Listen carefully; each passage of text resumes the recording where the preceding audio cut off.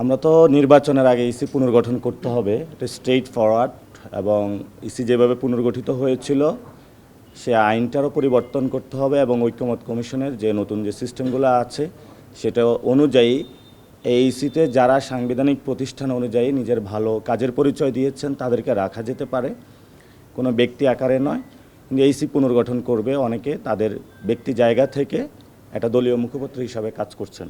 2 নম্বর জিনিস হলো আমাদের শাপলার কোনো বিকল্প অপশন নাই, কারণ লিগ্যাল ওয়েতে আমরা দেখেছি আইনগতভাবে শাপলা পেতে আমাদের কোনো বাধা নেই। যদি বাধা দেওয়া হয় সেটা আমরা রাজনৈতিকভাবে লড়াই করব। আজকে আমরা প্রধান নির্বাচন কমিশনারের সাথে একটি বৈঠক করেছি। বৈঠকে আমরা আলোচনা করেছি যে বিষয়টি, তার মধ্যে একটা বড় উল্লেখযোগ্য বিষয় হচ্ছে, আপনারা জানেন যে গত 12 তারিখে নির্বাচন বিধিমালা পরিচালনা বিধিমালার তফসিলে যে প্রতীক অন্তর্ভুক্ত করার বিষয়টি রয়েছে, সেখানে আপনারা লক্ষ্য করেছেন কিনা যে সেখানে যদিও এর আগে সরকারি সিদ্ধান্ত অনুযায়ী এবং নির্বাচন কমিশনের নিজের সিদ্ধান্ত অনুযায়ী বাংলাদেশ আওয়ামী লীগের নিবন্ধন কার্যক্রম স্থগিত রয়েছে, কিন্তু তাদের স্থগিত থাকা অবস্থায়ও তাদের যে প্রতীক ছিল নৌকা, সে নৌকাকে কিন্তু এখনও তালিকা থেকে বাদ দেওয়া হয়নি। তো আমরা এই বিষয়টি কমিশনের নজরে এনেছি যে আইনগতভাবে আপনারা নৌকাকে এই যে তালিকা, এই তালিকার ভিতরে রাখতে পারেন না যতক্ষণ না এটি সরকার তাদের এই আওয়ামী লীগের উপরে যে সাময়িক নিষেধাজ্ঞা আছে সেটি তুলে নেয়, অথবা আদালতের মাধ্যমে অন্য কোনো নির্দেশনা আছে। আমরা এই বিষয়টি কমিশনের নজরে এনেছি। কমিশন এটি বিশেষভাবে বিবেচনা করবেন বলে আমাদেরকে জানিয়েছেন এবং তারা এ ব্যাপারে ওখান থেকে এটা বাদ দেওয়ার জন্য যে উদ্যোগটি নেয়ার সেটি তারা নেবেন, তারা এটি আলোচনার আশ্বাস আমাদেরকে দিয়েছেন। দ্বিতীয় আমরা যে বিষয়ে কথা বলেছি, আপনারা জানেন যে বিগত 22শে জুন আমরা জাতীয় নাগরিক পার্টি নিবন্ধনের যে যাবতীয় শর্তাবলী আছে সেই সকল শর্তাবলী পূরণ করে 43,316 পৃষ্ঠার দরখাস্ত আমরা কমিশনে দাখিল করেছিলাম। সেই দরখাস্তটি অগ্রগতি কোন পর্যায়ে আছে বা আমাদের কাছ থেকে অন্য কোনো ডকুমেন্ট বা অন্য কোনো কিছু জানার আছে কিনা সেগুলো আমরা কমিশনের কাছে জানতে চেয়েছি। কমিশন আমাদের সেটির অগ্রগতি দিয়েছেন। এছাড়া আমরা প্রবাসী যে ভোটার তারা কিভাবে ভোট দিবেন, যে 3টি পদ্ধতি নিয়ে আলোচনা হচ্ছে সেটির অগ্রগতি কী সেটির ব্যাপারে আমরা জানতে চেয়েছি এবং সেখানেও নির্বাচন কমিশন আমাদেরকে এই বিষয়গুলোতে আপডেট দিয়েছেন। আচ্ছা, আমি মনে হয় আপনার প্রশ্নটা আপনার প্রশ্নটা বুঝতে পেরেছি। জি, শুরুতেই আমি বলি যে আপনার একটি ভুল ধারণা দিয়ে প্রশ্নটি এসেছে যে জামাতে ইসলামের দাঁড়িপাল্লা কিন্তু এখনও নির্বাচন কমিশনের তালিকাভুক্ত নাই এবং সর্বশেষ যে তালিকা তারা প্রেরণ করেছেন আপনারা দেখবেন সেখানে দাঁড়িপাল্লাকে অন্তর্ভুক্ত করার জন্য তারা এটি রেখেছেন। অর্থাৎ জামাতে ইসলামের নিবন্ধন যখন বাতিল হয়ে গিয়েছিল তখন কিন্তু প্রতীকের তালিকা থেকেও দাঁড়িপাল্লাকে বাদ দেওয়া হয়েছিল। সেই জায়গা থেকে আপনি যদি আওয়ামী লীগের বিষয়টি দেখেন যে আওয়ামী লীগের নিবন্ধন বর্তমানে স্থগিত অবস্থায় আছে। কোনো স্থগিত থাকা বিষয়ের প্রতীক যেটা তাদেরকে বরাদ্দ দেওয়া হয়েছিল সেটি তালিকায় অন্তর্ভুক্ত থাকার সুযোগ নাই। এটি আমরা বলেছি যে যেহেতু আওয়ামী লীগের নির্বাচনী তাদের যে নিবন্ধন সেটি স্থগিত আছে, অতএব তাদের প্রতীকটিও স্থগিত থাকতে হবে, প্রতীকটি এই তফসিলে অন্তর্ভুক্ত রাখার কোনো সুযোগ নেই।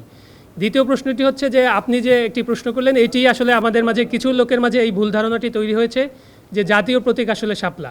কিন্তু আপনারা যদি সংবিধানের 4-3 অনুচ্ছেদ এবং 1972 সালের একটি অর্ডার আছে এবং 72 সালের এই জাতীয় প্রতীক নিয়ে একটি রুলস আছে, এগুলোর একটি কম্বাইন্ড রিডিং আপনারা দেখেন, সেখানে দেখবেন যে 4টি আলাদা স্বতন্ত্র উপাদান নিয়ে জাতীয় প্রতীকটি গঠিত। তার ভিতরে ধানের শীষ আছে, তার ভিতরে তারকা আছে, তার ভিতরে পাটপাতা আছে এবং শাপলা আছে। এই 4টি আলাদা উপাদানের মধ্যে ধানের শীষ আপনারা জানেন ইতিমধ্যে বাংলাদেশ জাতীয়তাবাদী দল বিএনপির প্রতীক, তারকা একটা দলের প্রতীক এবং পাটপাতা সোনালী আঁশ আর একটা দলের প্রতীক আছে। এছাড়াও জাতীয় ফুল হিসাবেও যদি আপনি এটাকে ট্রিট করেন, জাতীয় ফল কাঁঠাল আরও অন্য একটি নিবন্ধিত দলের প্রতীক হিসাবে রয়েছে। তো আমাদের এইখানে যে মিসকনসেপশনটি বারবার হচ্ছে যে জাতীয় প্রতীককে শাপলা হিসাবে ব্র্যান্ডিং করা হচ্ছে, কিন্তু জাতীয় প্রতীক আসলে শাপলা নয়। জাতীয় প্রতীক হচ্ছে 4টি আলাদা আলাদা উপাদানের সমন্বয়ে গঠিত একটি প্রতীক এবং সেখানকার মাপ কী হবে, সেখানকার রং কী হবে, সেখানকার ব্যাসার্ধ কী হবে, ব্যাসার্ধর রং কী হবে, এগুলো সবই 1972 সালের যে অর্ডারের শিডিউল এবং 72 সালের যে রুলস সেটার অ্যাপেন্ডিক্সের মাধ্যমে এটি সম্পূর্ণভাবে স্পষ্ট করা আছে। আমি আপনাদেরকে অনুরোধ করব যে সেগুলো আপনারা দেখবেন এই ব্যাখ্যাগুলো দেওয়ার আগে এবং সেগুলো দেখেই এই ব্যাখ্যাগুলো দিবেন। আপনারা জানেন যে তফসিলের যে তালিকা আছে সেই তালিকাটি আসলে যে কোনো সময় সংশোধন করা যায়। এটি একটি বিধিমালা সংশোধন করতে পার্লামেন্টেরও দরকার হয় না, অর্ডিন্যান্স জারিরও দরকার হয় না। এটা সংশ্লিষ্ট প্রতিষ্ঠানই করতে পারে, কিন্তু আইন মন্ত্রণালয়ের ভেটিং করতে হয়। তো আমরা যেহেতু নৌকার ব্যাপারে আপত্তি জানিয়েছি এবং বলেছি যে নৌকাকেও এই লিস্টের ভিতরে রাখা যাবে না, তালিকার ভিতরে রাখা যাবে না। এটি করতে গেলেও কমিশনকে আসলে নতুন করে ওই তালিকায় এই সংযোজন বা বিয়োজনের একটা প্রসঙ্গ থাকবে। সেই জায়গা থেকে আমরা জাতীয় নাগরিক পার্টির পক্ষ থেকে নতুন একটা দরখাস্ত আমরা আজকে দিয়েছি যে আপনারা শাপলাকে বাদ দেওয়ার ব্যাপারে যে ব্যাখ্যাটি গণমাধ্যমে নির্বাচন কমিশন থেকে দেওয়া হয়েছিল, সেই ব্যাখ্যাটি আসলে আইনগতভাবে একটি ভুল ব্যাখ্যার উপর দাঁড়িয়ে আছে। আমরা সেই জায়গাগুলোতে নির্বাচন কমিশনকে ব্যাখ্যাগুলো জানিয়েছি এবং স্পষ্ট করেছি যে আইনগত এটার কোনো বাধা শাপলাকে নির্বাচনী প্রতীক হিসাবে রাখার ক্ষেত্রে নাই।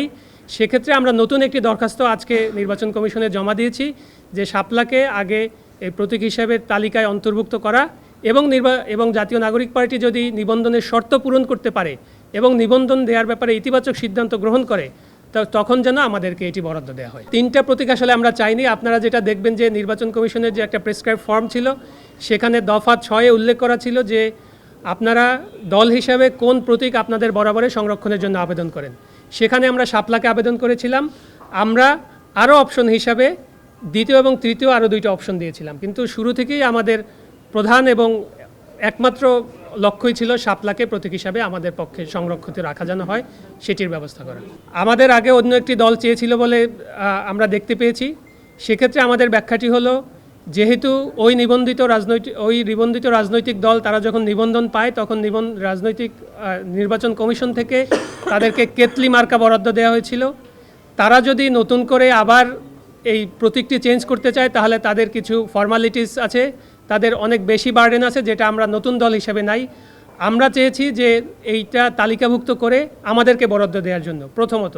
দ্বিতীয়ত হচ্ছে, নির্বাচন কমিশন যখন নীতিগত সিদ্ধান্ত নিয়ে এই বিষয়টি আইন মন্ত্রণালয়ে ভেটিংয়ের জন্য পাঠিয়েছিল, যেখানে শাপলাকে রাখা হয়নি, এরপরে কিন্তু ফার্স্ট অ্যাপ্লিকেশনটা নিয়ে আমরাই এসেছি। অর্থাৎ আপনি যদি আইনগত বিষয়টি বিবেচনা করেন তাহলে আজকে এই নীতিগত সিদ্ধান্তটি গ্রহণের পরে নতুন করে কে এই প্রতীকটি বরাদ্দের জন্য আবার আবেদন করলো, তার একটা অন্যতম লেজিটিমেট রাইট তৈরি হয়ে যায় এই প্রতীকটি বরাদ্দ পাওয়ার।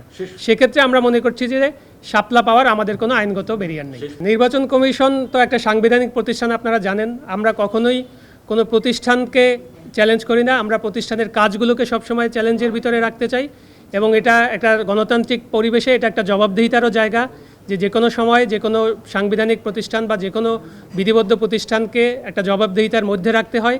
সে জায়গা থেকে এই যে আশঙ্কা, এটি কিন্তু আমরা নির্বাচন কমিশন যখন গঠন হয়েছিল 2022 সালের আইন অনুযায়ী, তখনই কিন্তু আমরা আমাদের প্রতিক্রিয়া দিয়েছিলাম যে প্রক্রিয়ায় এই নির্বাচন কমিশন গঠন হয়েছে সেই প্রক্রিয়াটি আমরা সমর্থন করি না।